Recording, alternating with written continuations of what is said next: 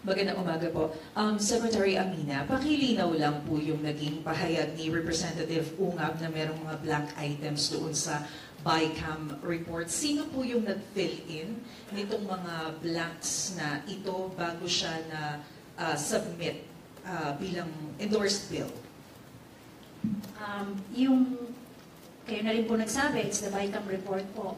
So, may technical working group po yan from the House of Representatives and the Senate of the Philippines. So, siguro, we can just go back a little lang on the budget process or the legislative process. Siguro I can share a little bit because it came from the Senate po. I was a young staffer from back then.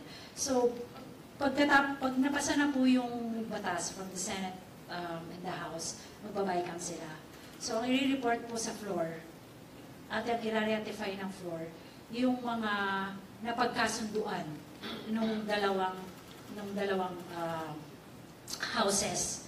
Kasi minsan po, magkaiba ang version nila. So, ang i-report po ng chairman ng appropriation at saka chairman ng finance na ipapasa ng dalawa yung agreements nila doon sa mga provisions ng pinasa nilang bill. So, yun po yung BICAM. Pagkatapos po yun na-ratify, babalik po sila sa kanilang mga technical staff and then they will write it again. Lilinisin po nila kasi kung makikita nyo po, ang pinapasa lang po nila sa floor pag nag-ratify sila, even not just the budget po, pati yung mga ibang mga bills, manipis lang po yan. Yun lang pong mga napagkasunduan nila. And then all the rest, wala pa po yan. So babalik po sila sa technical working group nila, sa mga staff nila, isusulat nila na maayos, and then magkakaroon po ng enrolled bill, enrolled version. Yung enrolled version po, yun po yung pinapasa sa Office of the President na pirmado po ng Speaker of the House, at saka yung officer po, Senate, at saka yung SecGens po nila. So yun po yung makakarating sa Office of the President. So yung sinasabi po nila na blanco, sila din po ang makakapagpuno ng blanco.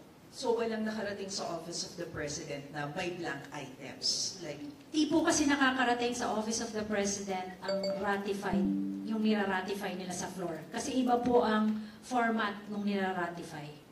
And another clarification, Secretary, kasi sabi nga ni President as ang optimal yung description niya doon sa 2025 national budget. So nagkaroon ng adjustments like dun sa press conference sa Secretary Remulla, he said na merong mga additional na intelligence funds sa DILG, so kailangan i-transfer dun sa ibang mga programs. How does it work? Paano po yung magiging sistema nun? Paano yung magiging proseso ng pagta-transfer? Meron po tayong tatlong mechanism on kung paano po natin pwedeng ma-prioritize yung mga programa po na hindi na naisama sa General Appropriations Act. You have to remember that we have the President's budget. Ito po yung ginawa po ng Cabinet together with the President. Ito po yung pinasa natin sa Kongreso. Ito po yung National Expenditure Program or the President's budget. May mga nakalagay po doon. It's consistent with our Philippine Development Plan, consistent with our socio-economic framework, consistent with the respective roadmaps of the different departments. So, nasa Constitution po na ipapasa po yan ibibigay po yan sa Kongreso, tapos sila po ang magbibigay sa atin ng go signal kung ano po yung gusto nilang ilagay doon sa General Appropriations Act. Ngayon, nung lumabas po siya, of course, nagkaroon po ng mga amendments yung ating mga nasa legislatura. Some of it are not yet first shovel-ready and not consistent or hindi po siya priority ng mga department heads and secretary and the administration. So may tatlong mechanism lang po yan na pwede gawin. Hindi po natin pwedeng basta-bastang ibalik yan dahil bawal po sa atin yan. First, kung ano po yung existing na mga programa mo, may mga line items ka dyan, kung hindi mo po siya magagamit or nagkaroon ka ng savings, may different reasons po for savings. Pinabid mo, mas mura yung lumabas nung pinabid mo. Pangalawa, ayaw mo na yung proyekto, ina-abandon mo na, I think hindi mo na siya priority. Yun po, pwede po tayo mag-augment, use of savings and augmentation.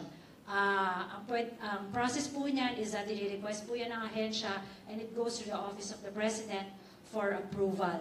Ang second po is use of unprogrammed appropriations. Of course, yung UA po, there are triggers po na ginagamit dyan para po magkaroon ng, para po magamit natin yung UA. Kailangan po, meron tayong excess revenues certified by the Bureau of Treasury. So yun po, augmentation, savings, and UA. And yung last po is yung another fund po, yung use of contingent fund ng ating presidente. Ito po, mga new projects and urgent projects, pwede pong i-requesto ng mga department heads natin. Of course, we will ask for necessary documentation. Again, Office of the President lang din po ang mag-approve ng contingent fund. Yung tatlo lang po yun ang pwede natin gamitin. Salamat po. Kay ES lang po. Sir, may we have your reaction doon sa sinabi ni